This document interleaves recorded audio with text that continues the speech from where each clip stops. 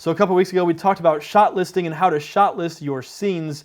One part of shot listing is figuring out what types of motion or movement to use in your shots. So if you're relatively new to filmmaking or you don't have a lot of experience working with different types of motion and movement devices like dollies and sliders and Steadicams and Steadicams and Ronins and gimbals and jibs and cranes and whatever else is out there, we're going to look at that right now in this episode of Filmmaking for Noobs. We're looking at 10 different types of motion that you can use or leverage to tell the story, different things that you can use to add movement and motion to your shots to make your shots more dynamic and interesting and to add a much cooler, higher level of production value.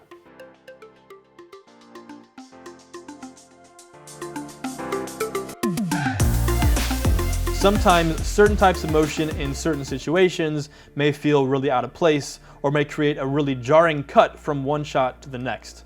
You want to avoid this unless you have a very specific reason why you're going for that, for some sort of artistic direction. And before we dive into the types of motion that you can add to your shots, I'm definitely not saying that static or stationary shots are bad. Static or stationary shots definitely have their place, and they can definitely be very useful in telling the story in certain situations. Sometimes, compared to a moving shot, a stationary shot may even provide a better experience for the audience. As a couple examples, stationary shots that are either high and wide or low and wide, maybe even a little bit Dutch, can sometimes help add a lot of suspense to a scene. I think of M. Night Shyamalan and a lot of his shots. Sometimes a big wide static shot during a really high action, high intensity scene where a lot of things are going on that you cut to for only a second or two can sometimes help to either reorient the viewer or it can help to sell the enormity of the scene, the enormity of the fight, or the enormity of the action. Or sometimes a super simple static shot can help add a certain level of humor or comedy. Think of a high action, high intensity scene where there's fighting going on, there's a bunch of little shots, a bunch of inserts, lots of, super fast paced moving shots going on, and then suddenly you cut to just a really static shot, maybe a little bit of a higher angle of a guy standing in an elevator, and you use your sound and post to take away all the action sounds and you just hear some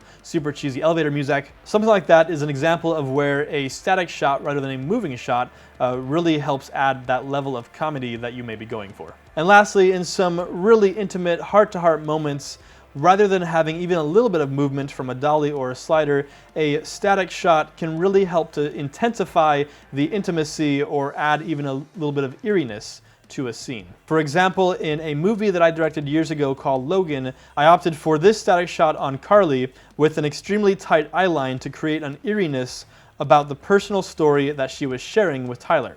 So static shots certainly have their place. And now moving on to motion. At the same time, you can also use movement to help sell a certain feeling or a certain mood as well. During a suspenseful scene, even adding a little bit of movement with a very subtle push into the actor while the actor is approaching the camera, or a subtle push toward whatever object the actor is moving toward, can create some added suspense. When you are thinking about adding movement or motion to your scenes, here are a number of common devices that are available to you to help you achieve different types of motion. Dollies.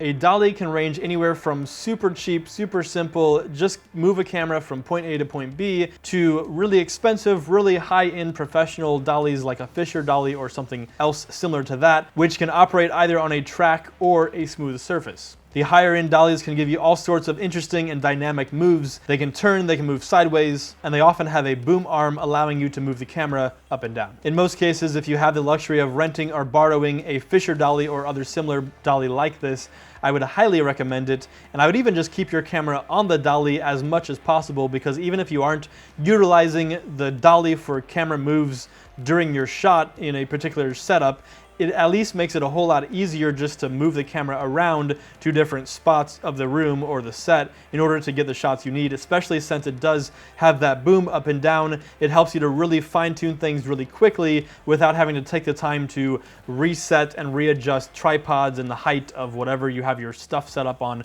and all that. So it's just a whole lot simpler, easier, and quicker to put your camera on a nice high-end dolly like this, and then at the same time you can pull off some really cool moves during your scene. If a dolly is not available to you, or you're a bit short on budget, or maybe a dolly just won't fit in the particular set that you're in, then a slider is a really inexpensive and easy way to add just a little bit of movement to your shots. There are all sorts of sliders out there and available to you. Some smaller and more compact sliders could even be put on top of your dolly in order to give you even more flexibility or create even more dynamic shots. Some heavier duty sliders can be set up directly on the ground or on a pair of stands or even on top of Apple boxes. I've also seen some sliders that operate similar to like a mini dolly, where it's a kind of a slider device that sits on top of a 6-foot pair of steel pipes. The steel pipes then just sit on top of Apple boxes, and it was really simple to set up. Sliders are a really great way to pull off just a really short push in or pull out, or even just some left to right movement to give your scene a bit more dynamic. Handheld. Handheld is a cheap way of adding movement to your shots, and it definitely has its place. It's great for high intensity, high action, or high suspense scenes. It's also great for something scary or for a really intense emotional scene. When harnessed correctly, it can also be used for a really dramatic or emotional scene. But if used incorrectly, it can feel out of place. If you have a whole bunch of static shots and then you abruptly cut to a handheld shot without any explanation, it can be a really jarring cut. I've seen handheld used really well, and I've also seen handheld used really poorly, so tread carefully. When you're shooting handheld, if you're going to be shooting a lot of it, I would highly recommend also renting what's called an easy rig. An easy rig is a device that straps on you kind of over your back and upper body, and it has an arm that goes up your back and over your head, and then on the end of the arm it has a retractable cable with a little clip that clips onto the camera. The point of the easy rig is it doesn't really change how the handheld looks or functions. You still have to hold and operate the camera, but what it does do is it redistributes the weight of the camera off of your arms and onto your back, which makes it a whole lot more manageable to operate the camera handheld for longer periods of time. Just make sure that you rent the right size of easy rig or you have some counterweights available, because if your camera is too light, it also will not work. Steadicam. Steadicam is also worn on the operator to distribute most of the weight onto the operator's back and legs, but it also has an arm with some springs built into it, which kind of bounce as you move around, and it absorbs most of the bounce as you're moving around with the camera. It is not completely steady, it does have some fluidity to it, and it has a little bit of a bounce, but it has a really nice look that people have gotten used to as far as Steadicam goes. Steadicam does give you a lot of freedom as far as where the camera can go and what you can see. You're not bound by tracks and dollies, you're only moving in certain accesses that those tracks and dollies are limited to. Your Steadicam gives you a nice, fluid, smooth motion while allowing you the freedom of moving around the entire set. But your best bet when using Steadicam is to find someone who has their own Steadicam rig and who has a lot of experience using it. Cheaper knockoff models are usually not quite as great as the Steadicam or the higher end models, and it can be very difficult to get good at operating a Steadicam. A newbie Steadicam operator operating a brand new Steadicam that he or she has never used before is gonna look like they're operating a Steadicam they've never used before. It's not gonna be anywhere near as good as what you're hoping for. When someone with no Steadicam experience uses a Steadicam for the first time, those shots really just make your audience seasick. Ronin, Movi, or other gimbals. I'm separating the Ronin, Movi, and other gimbals from the Steadicam because it really is a different type of motion. Some gimbals may have an option to attach it in some way to your body, similar to a Steadicam, or when using a Ronin or a Movi, it's also helpful to use it in conjunction with an easy rig just to redistribute the weight. The motion that you get out of a gimbal or a Movi or a Ronin usually looks much more like a dolly or a slider than a Steadicam.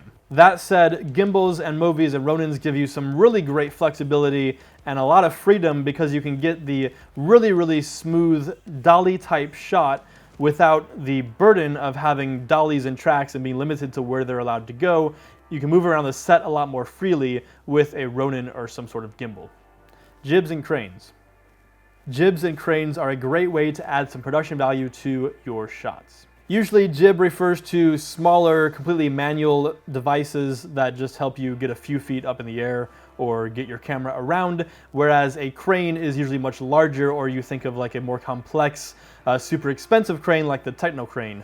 Even indoors in a large room, a small jib can provide really cool level of dynamics and can help you pull off shots that may otherwise be impractical, like this shot from No Internet, where we see Zach coming down the stairs from the second floor, but we stay pretty much at eye level with him the entire time. When using a jib or a crane, it's definitely helpful to have a remote head as well so that you can control the specific movement, panning, and tilting of your camera. Some Ronins can be operated remotely as a remote head. That's what we did on this shot in no internet. Cable cam. A cable cam is kind of like a floating dolly, and it can be really useful when you're trying to achieve something similar to a dolly shot, but really high up in the air where you can't practically put a dolly. Cable cams can be a little bit bumpy at slower speeds, and they can often require a little bit of extra time or distance to get up to speed before becoming really smooth. So make sure that you plan out an extra 20 or 30 feet of distance to get your camera up to speed before you intend to cut into that shot. Cable cams are also really cool because you can go much longer distances, and they really add a huge level of production value. Drones. Drones are also really great for adding some production value and for getting some really big, high-wide shots, such as this shot in blue. Or drones can also be useful when filming helicopters, such as this shot from no internet. When working with drones, make sure that you operate them in a safe way and in accordance with any applicable laws. And yes, you could also add a camera to a helicopter to get a similar shot, but a drone is often much more affordable. Pan and tilt. If you're working with a very limited budget or with very limited resources, don't forget that you still have pan and tilt available to you as a way of adding motion and dynamics to your shots. Even if you don't have a dolly or a jib or a slider or any other types of movement available to you, you still do have panning and tilting. And you can definitely come up with some creative ways to use a pan or a tilt or any combination thereof to add some extra dynamic to your shot. Your shot does not have to be limited just to static, stationary, boring shots if a tripod is the only thing you have access to. Always find ways to get cool looking shots using whatever resources are available to you. And lastly, a Steadicam. A Steadicam is a very unique tool that gets you a very unique looking shot. You basically attach a camera directly to an actor. The actor is wearing something usually covered up by their clothing or wardrobe to hide the fact that they're wearing something, with a couple arms that come out and hold the camera. It doesn't have any springs or motors or anything that stabilizes the camera, but what it does is it fixes itself to the actor. Therefore, when the actor is walking with a Steadicam, and usually you have the camera facing the actor while they're walking with a Steadicam, is because the camera is fixed to the actor looks like they're being held completely still in the shot, where everything else around them is moving in a very jarring and handheld type of way. The Steadicam is useful for creating a crazy sense of disorientation or confusion, but I would also be very careful how often you use it, and it's not for everyone, and it's definitely not for every situation. If you didn't see the episode on shot listing and you want to know more about how to shot list or why shot listing is important, or even what shot listing is, the link for that episode is in the description of this video. I hope that this episode has opened up your eyes to see all sorts of different devices that are available to you, and all sorts of ways that you can leverage motion in your shots to better tell your story or to really convey a certain emotion or a certain feeling to your audience. Thanks for watching Filmmaking for Noobs. I'm Kyle Lawrence, and if you have questions, leave them in the comments below. Please like, share, and subscribe. Let your friends know that this is how to make a movie.